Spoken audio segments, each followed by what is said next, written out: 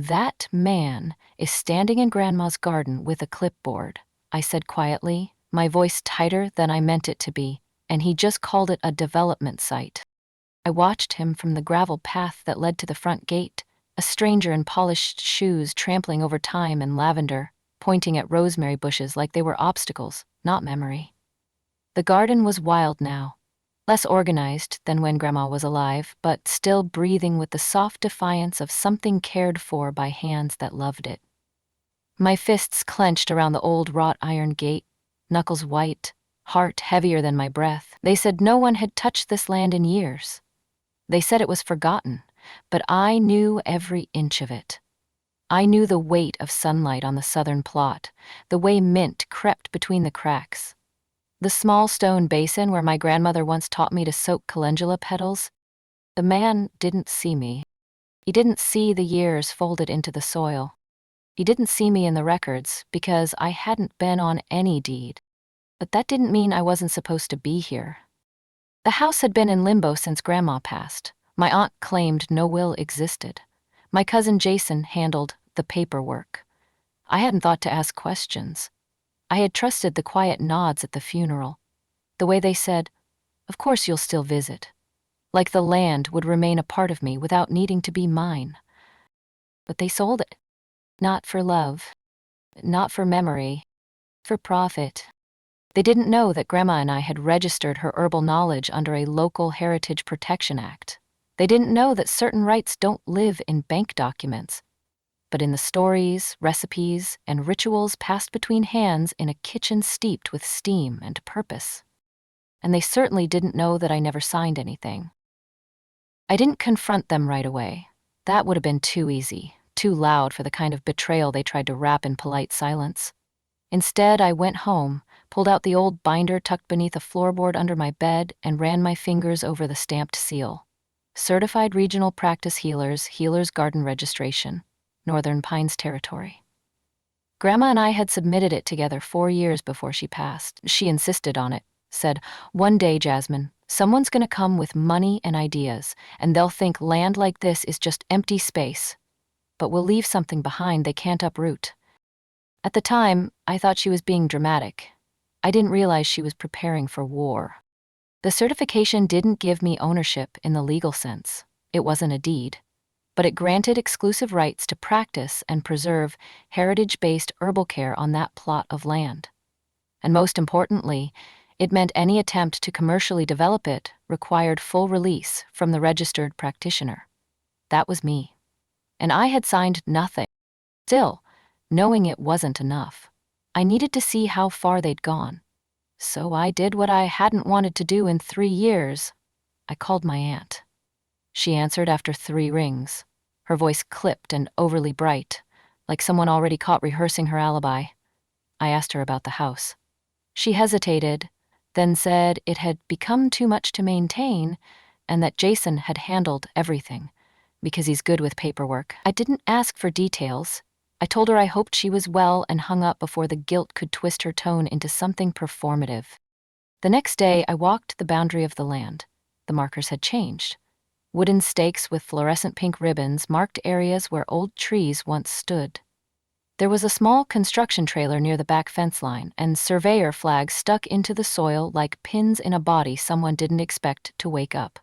I snapped photos, recorded GPS locations, and went home with dirt under my nails and a knot in my chest so tight I could barely breathe. They hadn't just sold the land. They were getting ready to erase it. I spent the next few days gathering every scrap of paper, email, and memory I could stitch into a defense. I visited the regional office where our heritage certification was filed. The woman at the desk remembered Grandma. She used to bring us tea during inspections, she said, her voice warm, eyes crinkling. Said it helped soften the red tape.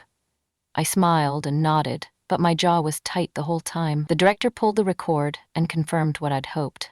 Any development plans submitted without my formal release would be in breach of cultural preservation law. I asked for copies. Printed, stamped, and signed. Then I drove to the town clerk's office and requested the property transfer documents. I watched the clerk fumble when my name didn't appear in the seller's consent line. "Looks like it was done through a power of attorney," he said, flipping a page. Filed by Jason Hill. He said it like it meant something. But I knew Jason didn't have power of attorney, not legally, and certainly not over me. The signature on the bottom of the form wasn't mine. It looked enough like it to fool someone in a rush. But it wasn't mine. Thorvery. I walked out with a copy of that too, my heart cold, my hands steady. My grandmother had always told me, the most dangerous thing a liar has is confidence. If you take that from them, everything else unravels on its own. I didn't text Jason. I didn't knock on his door. I didn't want explanations. I wanted leverage, and I had it. That night, I sat in my dim kitchen with tea steeping beside me, the smell of mint and lemon balm curling into the corners of the room like ghosts returning to check on me. I laid the two papers side by side, the forged transfer and the heritage certification. One was inked in deception, the other in legacy. And only one would survive what came next. 3 mornings later, I stood in front of the small gray trailer stationed near the southern fence line. A temporary sign read, Pine Vista Eco Development, Site 3, in bold green letters. I knocked once, then stepped inside without waiting for a reply. The man behind the desk blinked at me, surprised but not alarmed. "You must be the new coordinator," he said with a half smile. I shook my head, reached into my bag and pulled out the certified documents. "Actually," I said calmly, "I'm the practitioner listed on the heritage protection file tied to this land. And what you're planning here is illegal." He didn't move at first. Then his eyes flicked to the papers, scanning the stamps, the dates, the name, mine, repeated again and again, like a quiet drumbeat. I watched the recognition settle in, followed by something like panic, buried under a thin layer of professionalism. "I'll need to verify this," he said. I nodded. "Please do. In the meantime, I'd recommend you pause any further activity, unless you want to be liable for cultural rights infringement and environmental violation under Article 47. He didn't argue, just picked up the phone, voice suddenly tight as he requested a legal rep from head office. I walked out slowly, letting the wind hit my face like a second breath. The thyme by the fence still held its scent. The soil still remembered. I reached down, pinched a leaf between my fingers, and rubbed it until the fragrance opened. Sharp and green and stubborn. Later that afternoon, I met with the preservation board. I laid out everything, certifications, maps, the forged signature. They didn't speak much while I presented, just nodded, asked quiet questions, made photocopies. One woman looked up when I finished and said, "This is solid. You're not just defending land, you're defending lineage." I didn't answer, but I felt something shift in my chest, something like pride finally stretching its limbs. That night, I returned to Grandma's garden alone. The sun dipped low behind the hills, painting shadows across the gravel paths. I walked barefoot through the earth, stopping to touch what remained. The cedar post she carved our initials into, the half-buried medicine wheel under the mulberry tree. This wasn't just where she lived. It was where we remembered how to live. And I wasn't going to let anyone pave over that. By the end of the week, a cease and desist order was issued to Pine Vista. Development halted. The county began investigating the forged deed transfer. Jason left me a voicemail laced with passive aggression, asking why I had blown this out of proportion and gotten the authorities involved.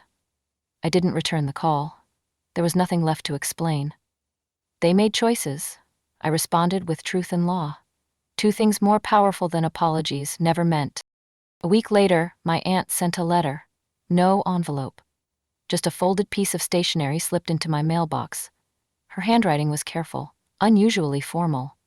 She said she didn't know Jason had forged the signature. She said she believed he had a legal route, and that we all assumed you wouldn't fight. That line stayed with me longer than it should have. Not because it hurt, though it did, but because of how casual it was. They had assumed I wouldn't fight. That was the root of it. They never saw me as someone who would dig in, who would get quiet instead of loud, who would show up with receipts instead of rage. But I had learned a long time ago that not all battles are won by shouting. Some are won with paperwork, patience, and the kind of memory that grows roots too deep to pull out. I didn't answer her letter. Instead, I filed an official petition to reclaim custodial stewardship of the garden as a community healing site. Within a month, it was granted. I hung the plaque myself on the front gate. The Hill Garden, a protected heritage practice site. The wind carried the scent of sage and sun-warmed cedar as I stepped back and looked at what we had kept, what they tried to sell, what they tried to forget, what I would never allow to be lost. The news about the halted development spread through the town faster than I expected. For days I walked into grocery stores and felt eyes follow me, some curious, some unsure, a few carrying the sharp glint of judgment wrapped in polite silence. This place had never been cruel, just careful.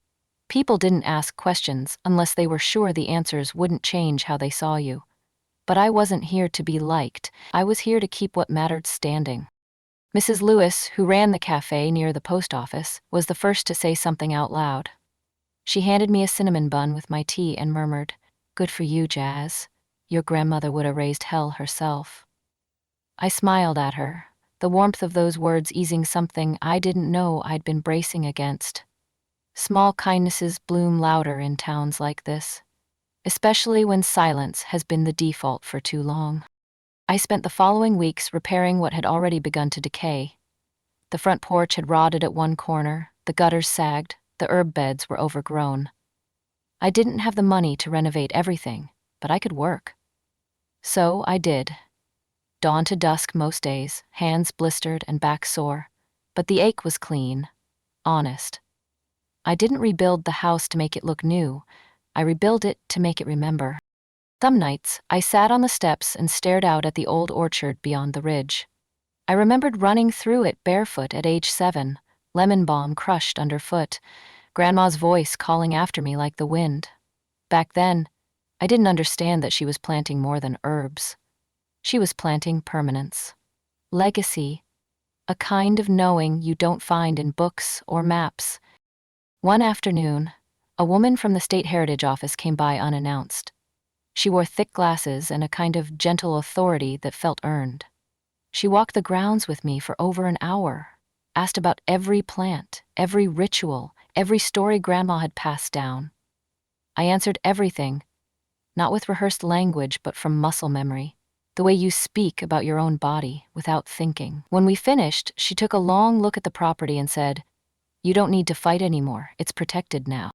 I didn't cry, but something inside me went still, like the part of me that had been bracing for more damage, finally allowed itself to rest. The season shifted slowly, quietly, like the land was exhaling after holding its breath for too long. I kept tending the garden. I planted marigold and echinacea in the western beds, patched the fence line with old cedar planks I salvaged from the barn. People started stopping by, some to help, some just to see. A few brought clippings of plants their grandmothers once grew, asking if they could root them here. I said yes every time. It wasn't about ownership anymore. It was about restoration. Jason showed up once in early June, unannounced, dressed in his city clothes and a face that didn't quite know how to apologize. He stood near the gate, shifting his weight like the ground underneath him wasn't stable. "I didn't think you'd fight this hard," he said. I shrugged, wiping soil from my palms onto my jeans. "That was your mistake, not mine." He didn't argue. He didn't ask to come in. He just nodded, once like he understood something now that had taken too long to land, and walked back to his car. I didn't hate him. I didn't want revenge. I just didn't have space in me anymore for people who couldn't see what was sacred until someone threatened to bulldoze it. That week, I filed to make the garden an open space for regional healing workshops. Word spread. Calls came in. Herbalists from other counties asked to collaborate. Young students messaged me, asking if they could intern. I started teaching one Saturday a month, just a handful of people at first. Sitting under the mulberry tree, learning the difference between rosemary and rue, not just how they smelled, but what they meant. Why you plant certain things near doorways, why some medicine needs time, why some wounds can only be stitched with presence. Healing, I told them, is an inheritance too, but you only get to keep it if you choose to carry it forward. By midsummer, the garden had become something else entirely. Not just a place, but a rhythm. People came not for spectacle, but for silence, for grounding. Some came with grief, some with curiosity, others just came to sit, to listen, to breathe in air that didn't demand anything of them. I didn't curate the space, I didn't brand it. I just kept showing up with open hands and clean tools, tending it the way Grandma taught me, steady, patient, never in a rush. The state press picked up the story in July. Healer's Garden Reclaimed, the headline read. I didn't know the reporter who wrote it, but she quoted me from one of our workshops. Some things aren't passed down through blood or law, I'd said. They're passed through hands, through time. I didn't expect it to go viral, but it did, quietly, no frenzy.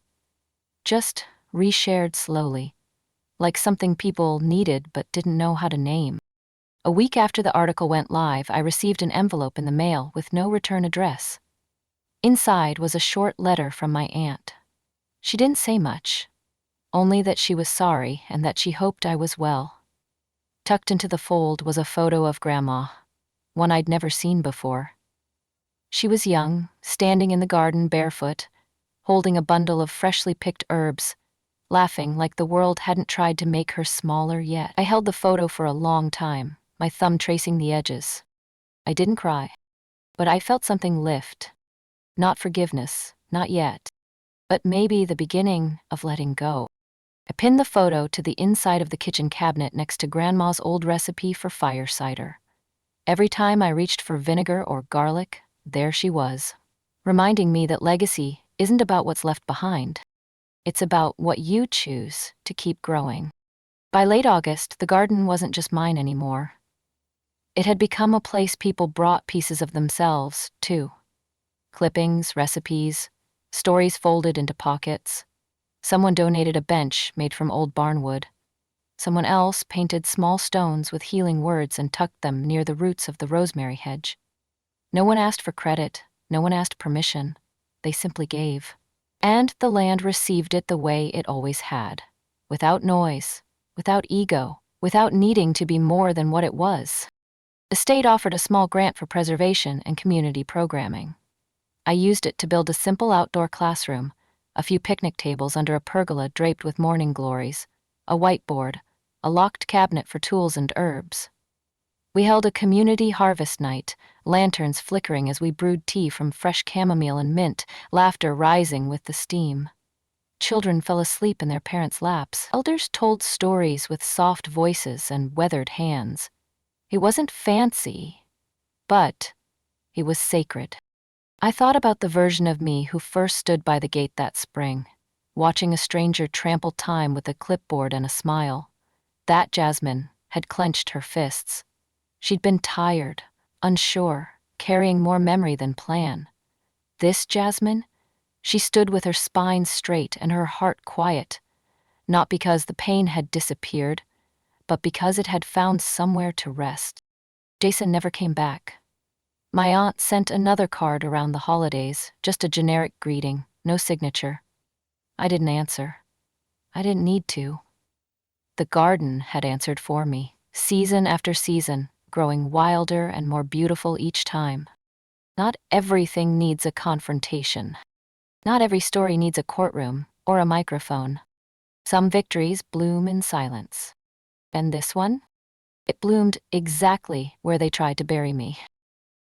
Autumn returned like a quiet promise, crisp air slipping through the trees and settling in the bones of the house. I pulled the heavy blankets from the closet, lit candles that smelled like clove and pine, and trimmed back the summer's wild overgrowth with reverence, not regret. The garden never looked the same 2 seasons in a row. It changed with us, as all living things do. I had stopped trying to control it. I had started letting it tell me what it needed. That shift made its way into how I taught. Our classes grew from 5 to 15, then 20. I stopped charging a fee. Instead, I asked for stories, seeds, time. Some people stayed for an hour. Others came back every weekend, asking to help weed, to repaint signs, to dig compost with bare hands and soft laughter. I stopped thinking of myself as the keeper of anything. I was just a bridge, a place where something old could meet something new without needing to explain itself. One afternoon, a letter arrived from the state's Office of Cultural Heritage. They wanted to feature the garden as a living archive, a site not just of preservation but of continuation. They asked if I'd be willing to speak about it at a regional gathering. The thought of standing in front of strangers with microphones and name tags made my stomach twist, but I said yes. Not for the exposure, for Grandma, for the younger version of me who thought smallness was the only way to stay safe. The event was held in a town 2 hours north, in a community center that smelled like old wood and paper programs. I stood at the podium, hands steady, voice low but sure, and talked about dirt, about grief, about learning the shape of healing by watching things grow, die, and come back, different but still whole. I didn't say anything fancy. I didn't try to sound wise. I just told the truth. Afterward, a woman approached me with tears in her eyes and soil under her fingernails. "I thought I was the only one still doing this," she whispered. I shook my head. "You never were," I said. "You just didn't know where to look." After the gathering, the woman who had spoken to me stayed behind. Her name was Mira, and she ran a small herbal program out of a converted barn on the edge of her town. She'd lost funding 3 times, been told more often than she could count that her work was anecdotal, unscalable, too personal to be professional. I knew those words. They had once tried to gut me, too. I invited her to visit the garden the following week. She showed up with 3 jars of dried rose hips, a satchel full of hand-copied journals, and eyes that looked like mine when I first started over. We sat under the mulberry tree, trading recipes, remedies, and stories like currency. For hours, we didn't speak in bullet points or mission statements. We spoke in memory. We named plants in 2 languages. We laughed over the same mistakes. When she left, she squeezed my hand and said, "I thought I came to learn something new, but I think I came to remember." I watched her walk the gravel path back to her car, the wind curling around her like the garden already recognized her as one of its own. That week, I built a small lending library on the front porch. Books on plant medicine, grief, community repair, and joy. I didn't catalog them. I didn't ask for anything in return. I just painted a sign that said, "Take what helps, leave what heals." And they did. People brought poems, old family recipes, sketches of flowers found on childhood hikes. One day, someone left a letter. No name, just a folded note in tight handwriting that read, "I walked through your garden when I thought I didn't belong anywhere. Now, I want to plant something too." I read it twice, then tucked it between the pages of Grandma's firesider recipe. It didn't need framing. It was already rooted. The garden started appearing in places I didn't expect. A travel writer passed through town and mentioned it in a blog post, calling it a quiet place where the earth remembers you. A local school asked if their students could visit during their unit on ecosystems and cultural memory. I cleared the calendar and added more seating near the southern bed, where the lemon balm grew thick and wild. The kids came with clipboards and wide eyes, asking questions that didn't come from textbooks but from wonder. I started working with Mira more closely. We hosted a shared seasonal retreat that fall. 20 people from 5 counties gathered beneath low skies and warm quilts to learn how to make healing salves, how to listen when someone talks about pain without trying to fix it. One night, after the others had gone to sleep, we sat by the fire pit drinking strong tea and watching embers rise like fireflies. She looked at me and said, "You know you've built something that will outlast both of us, right?" I didn't answer right away. Then I nodded. But only because others are willing to carry it too. Jason emailed that November. It was short, a real apology this time. No defenses, no excuses. He said he hadn't known what it meant until he saw the article, until he read about people crying in a garden they hadn't even helped plant. He said he wouldn't bother me again, but he was glad I'd protected what mattered. I didn't reply. I didn't need to. Sometimes closure isn't a conversation. It's choosing not to reopen a door that leads to a room already burned down. By winter, the plants slept under straw and frost, but the people didn't stop coming. They came for the quiet, for the books, for the memory of someone who once lived gently and fiercely in equal measure. I opened the gates every morning, no matter how cold. Some days no one came. Some days too many came. But always, always, the land welcomed us without question. And somehow that made me feel like I belonged again, too. December blanketed everything in stillness. The wind moved slower, like even it knew to hush around this place. I started lighting a candle each evening at the center of the garden, right where Grandma used to kneel to bless the soil before planting. Sometimes I said a prayer, sometimes I said nothing. Most nights I just stood there and listened. To the quiet, to the trees, to my own breath finally finding a rhythm that didn't carry urgency in its chest. I didn't throw a year-end celebration.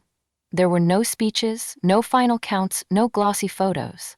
Instead, we brewed cider on the fire pit, handed out hand-stitched satchels of dried herbs, and let people write down what they wanted to leave behind on slips of paper we folded into the coals. Smoke rose with our hopes, and even in the cold, the garden held us like a cradle. I thought of all the things I hadn't planned, the day I returned, the fight I didn't start but couldn't ignore.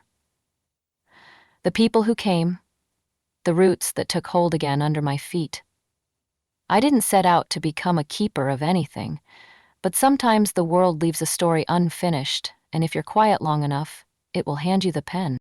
I looked around that night at the lanterns swaying gently in the wind, at the mismatched chairs and the snow settling into rosemary branches, and I felt something I hadn't felt since before everything was taken.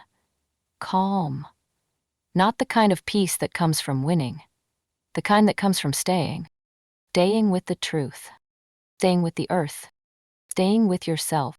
And in that stillness I understood. I hadn't rebuilt the garden for them. I hadn't reclaimed it to prove anything.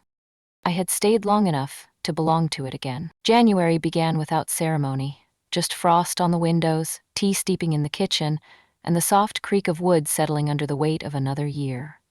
The garden slept, but I didn't.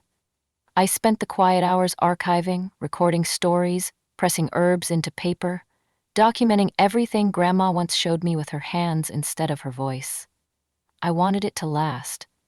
Not because I didn't trust memory, but because I understood now that memory alone isn't always enough. We launched a digital archive by mid-month.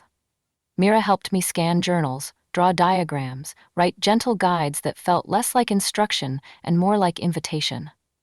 We didn't advertise it. It found its way into inboxes like good stories do, passed from one hand to another with quiet reverence. Feedback came in slowly, then steadily, teachers asking if they could share it with students, elders writing to say thank you for not letting the old knowledge disappear under concrete and screens. That spring, I taught my first workshop in a neighboring state. It was held in a community center with flickering lights and mismatched chairs, but no one seemed to mind. I stood barefoot on worn linoleum, holding a bundle of sage and lavender, and spoke about what it meant to inherit something no one else saw as valuable. I didn't read from notes. I spoke the way Grandma used to, by feel, by memory, by trust. When it ended, a young girl lingered behind, wide-eyed and quiet. "Do you think I could grow something like that?" she asked. I knelt to her height and said, "You already are." Back home, the garden bloomed early, wild and unprompted, calendula where we hadn't planted it, mint threading into stone paths. The land, it seemed, had its own plans now. I walked it at dusk, tracing the edges not to control but to witness. Some evenings I swore I heard Grandma's laugh in the breeze, the soft clink of her teacup on the railing. I didn't chase it, I just smiled and kept walking. The house didn't feel like a monument anymore. It felt like breath. Like language passed between generations without needing to be translated. I stopped waiting for closure. I stopped trying to explain the worth of what we saved. Because, now, it spoke for itself. And I finally had the wisdom to listen. They thought I'd leave quietly, that I'd walk away like it was just property. Not memory, not inheritance that lived in the lines of my palms and the cadence of my breath. But I stayed, and staying became its own kind of resistance. I didn't rebuild the garden to make a point. I rebuilt it because I needed to remember that some things are worth protecting, even when no one else sees their value. I rebuilt it because legacy is more than names on paper. It's soil under fingernails, recipes passed without measurements, stories told in low light over tea. And when they tried to take it, they didn't just challenge my rights. They underestimated my roots. Now, when people ask me how I kept going, I don't talk about law or documents. I talk about time that keeps coming back no matter how many times it's cut. I talk about the first frost and the way marigolds still bloomed through it if you tend them right. I talk about showing up, not for vengeance, is not for applause, but because some places are stitched so tightly into who you are, leaving would be a kind of forgetting you can't come back from. So I stayed, and the land stayed with me, and somehow that was enough.